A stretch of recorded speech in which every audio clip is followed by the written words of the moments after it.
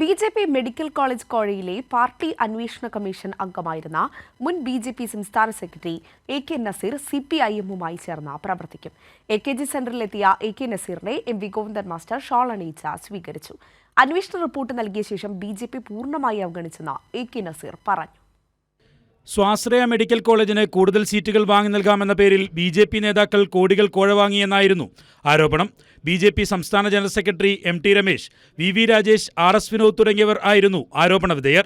കുമ്മനം രാജശേഖരൻ സംസ്ഥാന അധ്യക്ഷനായിരുന്ന കാലത്ത് K.P. Sreesan, AK. Naseer എന്നിവരെ പാർട്ടി അന്വേഷണ കമ്മീഷൻ അംഗങ്ങളായി നിയോഗിച്ചു. അന്വേഷണ കമ്മീഷൻ റിപ്പോർട്ട് തിരുത്തി കേന്ദ്ര നേതൃത്വത്തിന് അയച്ചതുൾപ്പെടെ വലിയ വിവാദമായ സംഭവത്തിൽ ക്രൈംബ്രാഞ്ച് അന്വേഷണവും നടന്നു. പാർട്ടി റിപ്പോർട്ട് സമർപ്പിച്ചതിനു ശേഷം തുടർച്ചയായ അവഗണനയാണ് ബി.ജെ.പിയിൽ നേരിട്ടതെന്ന് എ.കെ. നസീർ പറഞ്ഞു. 3 വർഷം മുമ്പാണ് എ.കെ. നസീർ ബി.ജെ.പി വിട്ടത്. AKG സെന്ററിലെത്തി ഗോവിന്ദൻ മാഷുമായി കൂടിക്കാഴ്ച നടത്തിയ ശേഷം CPM-മായി ചേർന്ന് പ്രവർത്തിക്കുമെന്ന് എ.കെ. നസീർ വ്യക്തമാക്കി.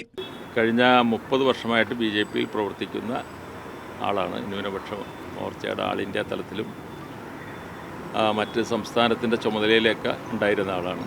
റിപ്പോർട്ടിന് ശേഷം പിന്നീട് നമ്മളോട് ഒരു സഹകരണത്തിൽ വളരെ ഗണ്യമായ കുറവ് വന്നിട്ടുണ്ട്. അപ്പോൾ നമ്മളെ സൈഡ് ലൈൻ ചെയ്യുന്ന ഒരു രീതിയിലേക്ക് പാർട്ടിയുടെ നേതൃത്വം മാറിയപ്പോൾ സ്വാഭാവികമായും അതിൽ നിന്നും വിട്ടുമാറേണ്ട ഒരു സാഹചര്യമുണ്ടായി. 30 വർഷത്തോളം ബി.ജെ.പി അംഗമായിരുന്നു എ.കെ. നസീർ.